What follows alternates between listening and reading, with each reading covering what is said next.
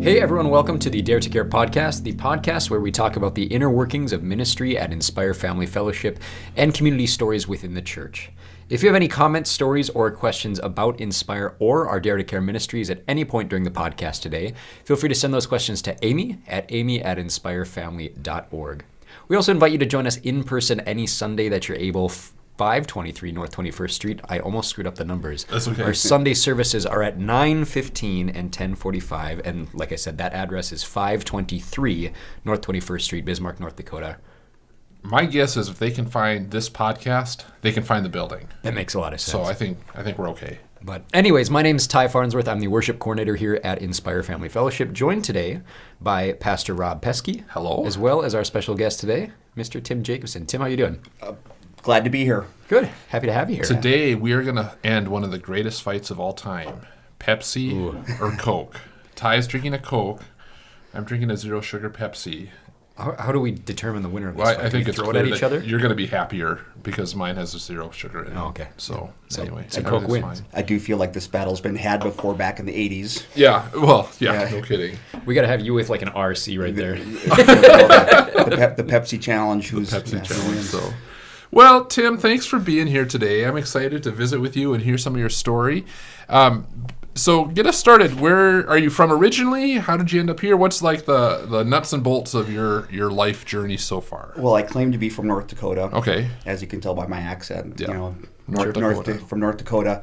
Was born in Minot. Lived there till I was about 5 years old, and then at that time, my family moved to Dickinson, North Dakota, where I lived until I graduated from high school. Cool. I went to college in Fargo at NDSU, and after I graduated, I took a 3-year journey out to the West Coast and started my teaching career out in Seattle, Washington, and spent a few years teaching high school out in Seattle. And there was an opportunity for me to get closer to home and to be back in North Dakota here in Bismarck.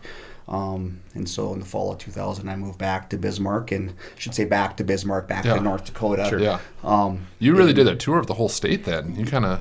If you ever lived in Grand Forks? I've not lived in Grand Forks. I've been to Grand Forks numerous times. Okay, we'll count it. We can certainly count it. Yeah. And then I've been living in Bismarck since the fall of 2000. Okay. Wow, very cool. And you're a teacher. What do you teach?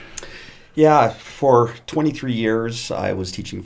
Well, I should say back that up 26 years, including my 3 years out in Washington. I taught physical education, and that extended here at Bismarck Century High School in Bismarck as well.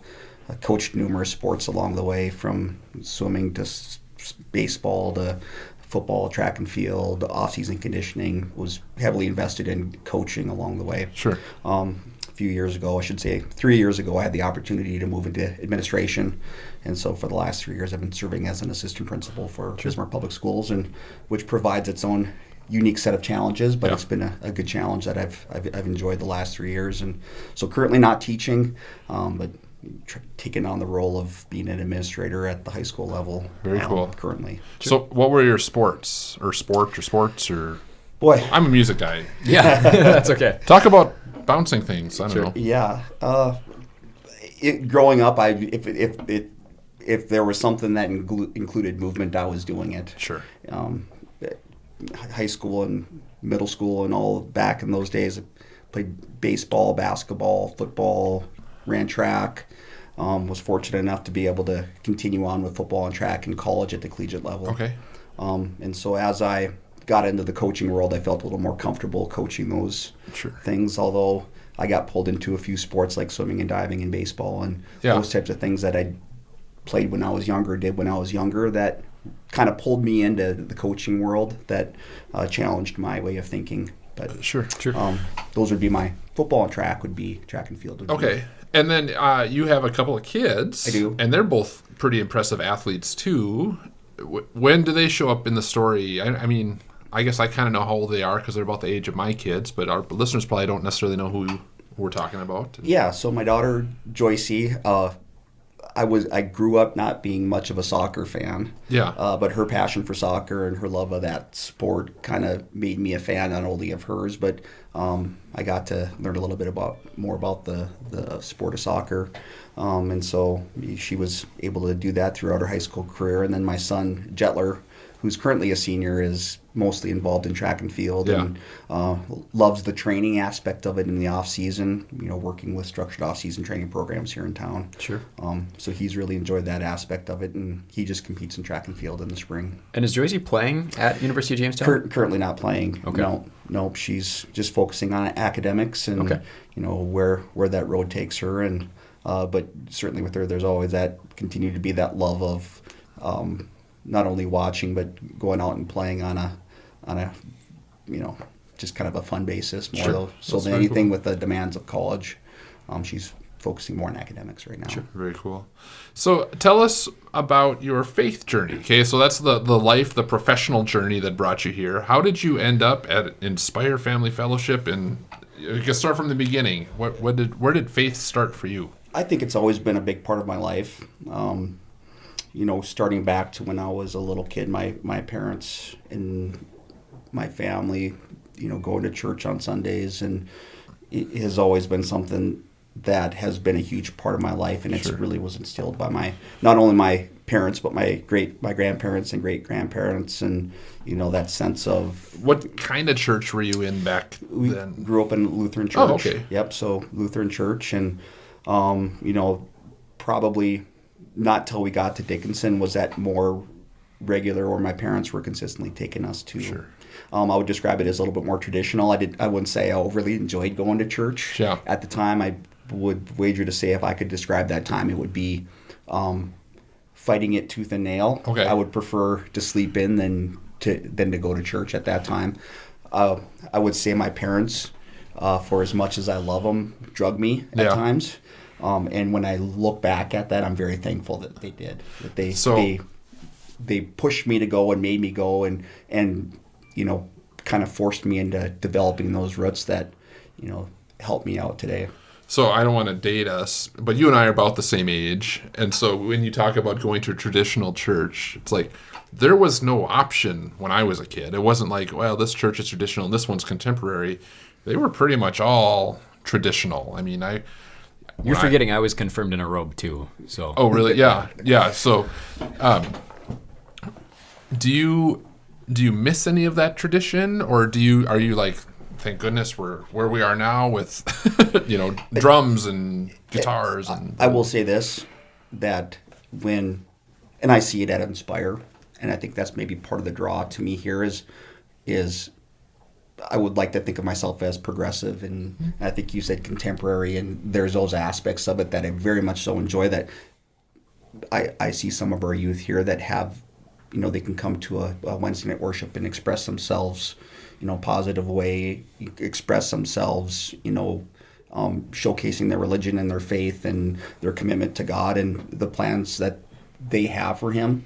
But I also appreciate, even within Wednesday night groups, the connection to the traditional roots of when I grew up as well. Sure.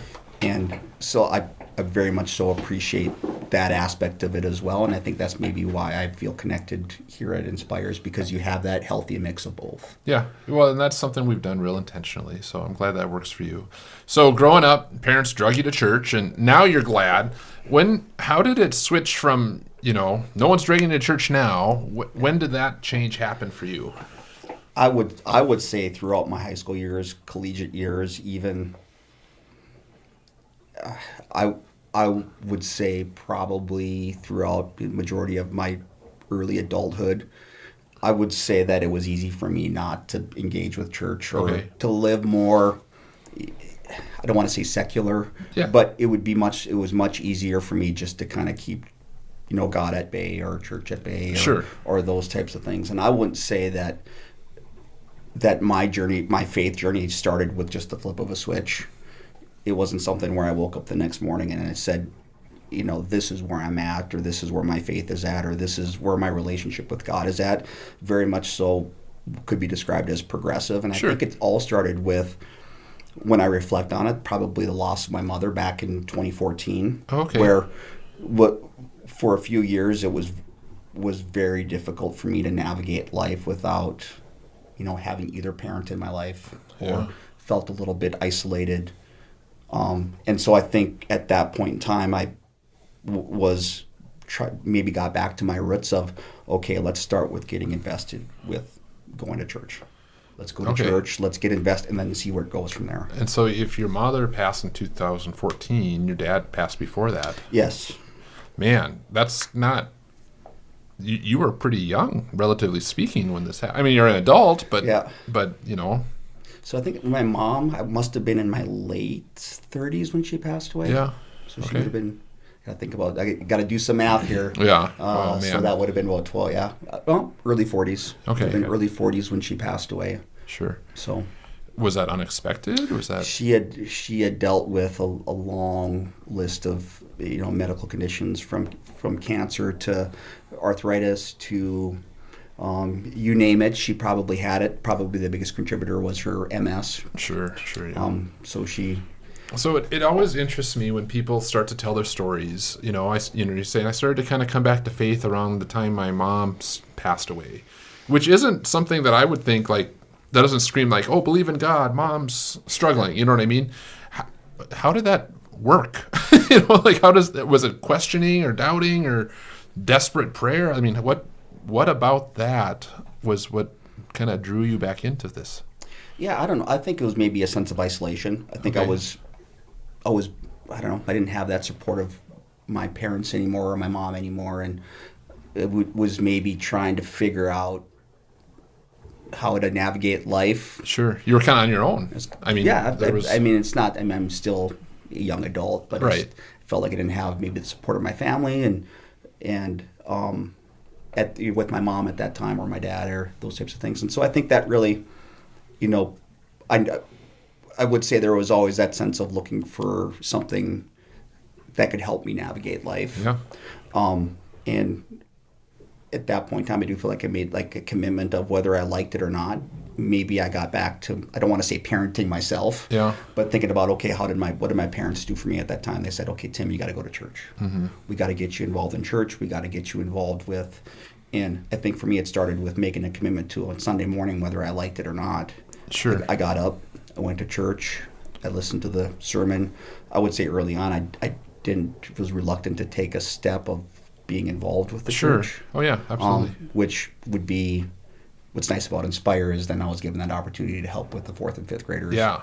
And which has been something that's been going on for quite a long time. So that was my next kind of line of questioning. So where you landed at a church somewhere in 2014, in Bismarck. Correct. How did you get from there to Inspire? Well, and I think it was a natural connection to that previous church. I think we at that time saw quite a few people from that particular church, navigate probably towards Inspire. Sure. Yeah.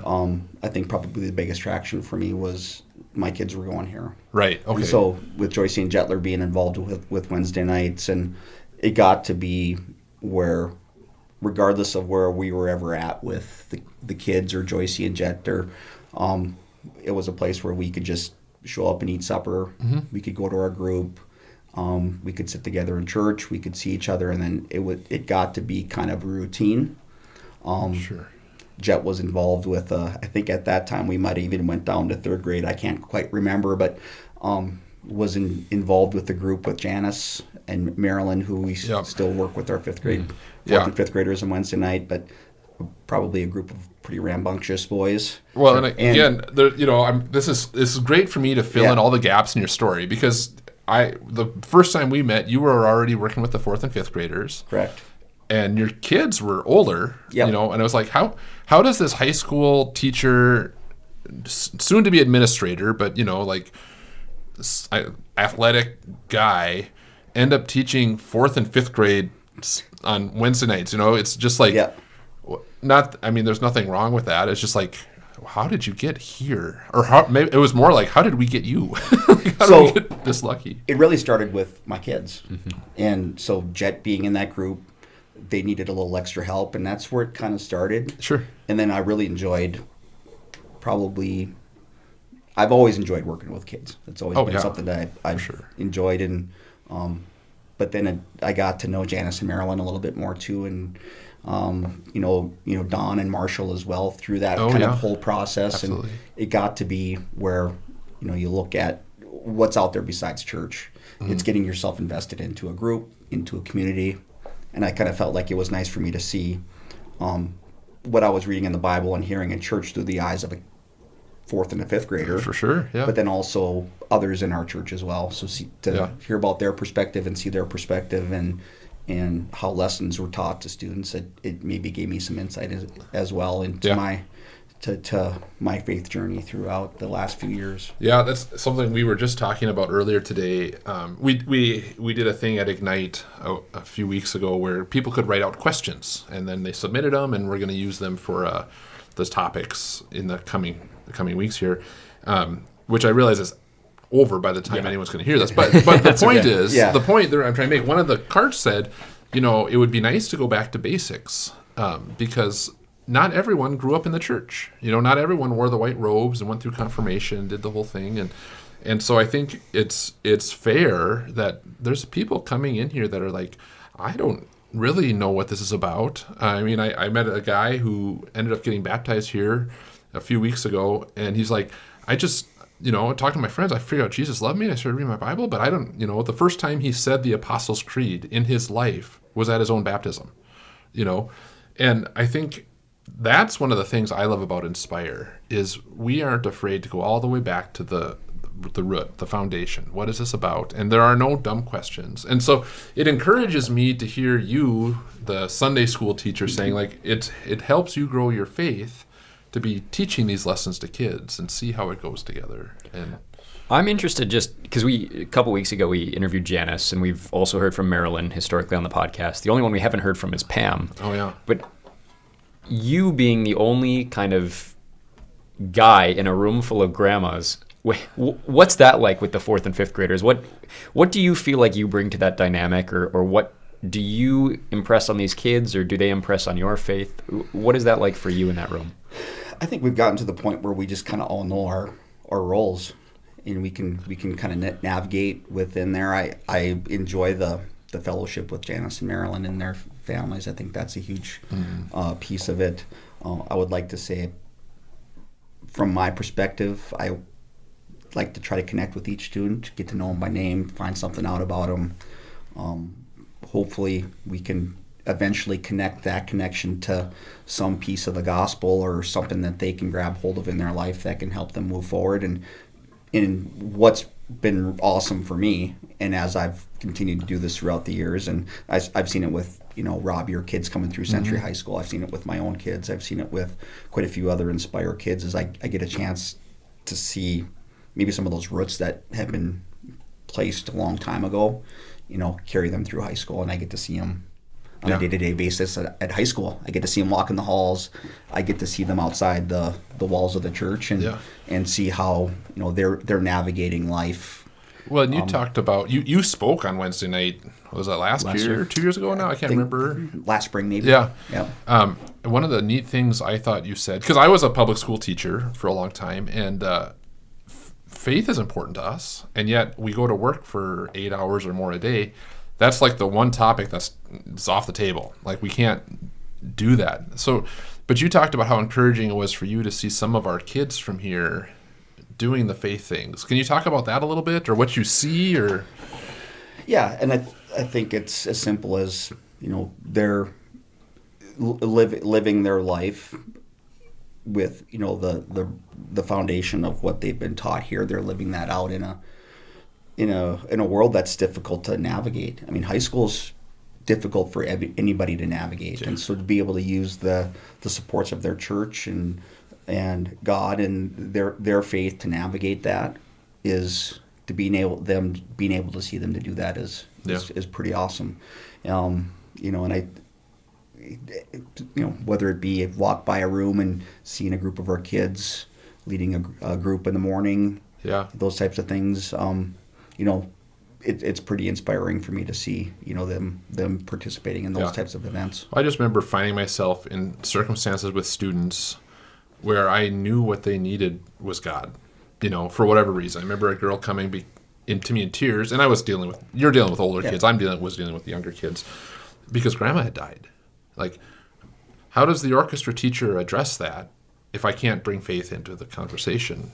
That was hard for me because I have answers that I believe are true, and yet as a public school teacher I can't necessarily share those answers, or anything like that. It is, if it's difficult to navigate that fine line. I'll say with some of our Inspire kids, if I see them walking down the hall, we'll talk about what's going on for supper. Hey, we'll see you at supper tonight. Yeah, that's awesome. So we'll try to make those small connections. Yeah.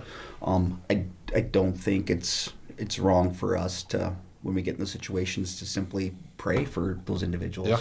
And I think that's something that we all do, not only as just for individual students, but for our schools in general, our country in general. There's a lot of things that, where it extends beyond just a singular student. We see those struggles on a large scale in many other avenues as well. And I have to imagine prayer sustains you on a relatively regular basis, because you deal with a lot of discipline. You deal with a lot of the hard parts of, right? It's not always the fun stuff you get to deal with. Yeah, for sure. Yeah, no, that's cool. I know for me, as a parent of a kid at Central High School, I am grateful that there are good men like you that I think are not overtly praying over kids or anything like that, but in your own personal life, your own personal, I picture the door closing and you going, oh God, please help this child. You know what I mean? But that encourages me as a father of these kids, that there's someone there who genuinely cares about them and makes connections with them. I mean, both my boys and my daughter have been through your 5th grade class here. And so they know when they get to school, if something happens, there's a safe person they can go to, and that's huge. And I know there's good people all over the school. There's all kinds of safe people for them to go to. But I know for sure my kids know one person for sure that they can go to. And that encourages me as a parent, as a pastor, as a human being who cares about kids, So I think that's really cool. So I'm just curious, one of the things, we talk about this all the time here, belong, believe, become. Okay, I think you have felt welcome, and you've certainly made people feel welcome. You talked about how your faith has become real and that's meaningful to you, and then we certainly see you becoming the man God created you to be, serving here at the church and just in your work in general at the school. You're serving people all the time. We have maybe 1 or 2 other guys that I can think of teaching Sunday school, young kids stuff. What would you say to someone who thinks maybe, I can't do that, kids are scary, or you know what I mean? I don't know enough about this to teach Sunday school. If there was someone out there listening who's like, man, I don't know, I want to do something, but would you encourage someone to get involved with our kids here? Absolutely. And I don't think it has to be something where you spend a lot of time trying to organize a lesson or plan a lesson or try to teach the lesson that's a home run every single weekend. I think you can simply, make yourself available to take care of a small aspect of that group, whether it be, helping students get to the right page in their Bible, or it may be leading an activity or help support an activity or whatever the case might be. And so I think there's just maybe start with that. I don't think you have to, do the whole thing right away. I think just maybe starting small and getting yourself invested in a group where you can help on a small scale, and then get to know their names. Yeah, and then things can grow from there. Yeah, no, that's terrific. I don't know. I so appreciate whenever we have men working with our kids. And not that women can't do this either, but I'm just, it's a man podcast here. It's all guys in the room today. We've talked about it plenty of times. It's especially in this world. We talked about it with Brooks on his podcast. Just the role of men in the world right now, and even in the church, is in a weird place. And it's refreshing for us to see men like you who engage with kids rather than back off and let the women take over, because that's, Because they certainly respect you, and it's good for them to see that, this is just part of the family here and part of the group, and I think that's awesome. So you talk about what a blessing Marilyn and Janice are to you, and I have heard them say so many times what a blessing you are to them. I think that team of 4th and 5th grade teachers in your room, and Pam, of course, too, it is funny when I pop my head in there to watch you all play your parts. You are kind of the corral, the master, okay, everybody, here we go, sit down, find your spots, and Marilyn and Janice tend to be more of the teaching the lesson, the spiritual guidance there. And then Pam, I think, she seems like like the kid whisperer, where she'll find the kid who's maybe not quite as focused or is maybe struggling, and she just creeps over and just redirects them back into the room. And it's just such a great team, and we know it's working because the sixth graders for sure, but even all the way up to high school, they keep coming back to visit you guys to say hello, and we have to tell them, no, you can't go to fifth grade anymore. You've got to go to the but your consistent presence with our kids has been such a blessing, and I want to thank you for that, and I hope it lasts for 1,000 years, or maybe not quite that long, because I don't know, older, but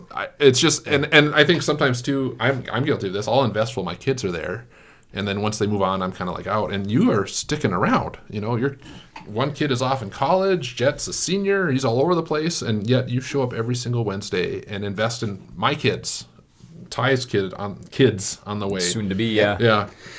And I just want to thank you for that. And I appreciate those kind words. I think that's been, maybe to build off what you said, is for me, it's been nice to have the ability to, whether it be here at Inspire or education in general, I think that opens the door for you to be able to give of your talents or your ability levels. And I think for many of us, the next step in our faith is to be able to give of ourselves above and beyond what, a paycheck or those types of things, but we're called to contribute and give of our time and give of our talents to be able to, push, the good word forward of God and the hope that we have in Jesus to push that forward. And, I feel very, very fortunate and blessed to be able to do that here on Wednesday nights, and blessed to be able to maybe give us some of those things to my day-to-day job as well. Amen to that. I think that's all we can say. Thank you very much. Let's go ahead and pray. God, we thank you so much for this day and for your blessings and the gifts you've given us. And I thank you so much for Tim and the blessing that he is here to us. And Lord, I pray for him as he goes out into this rough and tumble world, and he loves high school kids and middle school kids and elementary school kids. And I just pray, Lord, that you would pour through him into them, because as good as Tim is, what they need is you. And I'm so thankful that he's willing to be that vessel that carries you to everyone he meets. Lord, I pray for our listeners. I pray that you bless them, keep them safe, healthy, and happy. Watch over them and guide them. And that we just continue to grow closer and closer to you, Lord, and closer to each other as we chase after Jesus in this crazy world we live in. In Jesus' name we pray. Amen. Amen. Well, thank you all for joining us. Tim, thank you very much for sharing your story and being a part of the podcast today. Rob, thank you for helping us out here. If you have any comments, stories, or questions about today's podcast or any of the podcasts that you've listened to, you can send those questions to amy@inspirefamily.org. Otherwise, feel free to join us in person any Sunday that you're able. 523 North 21st Street. Our Sunday services are at 9:15 and 10:45. Otherwise, that's all I got. We'll see you guys next Thursday. Have a good day.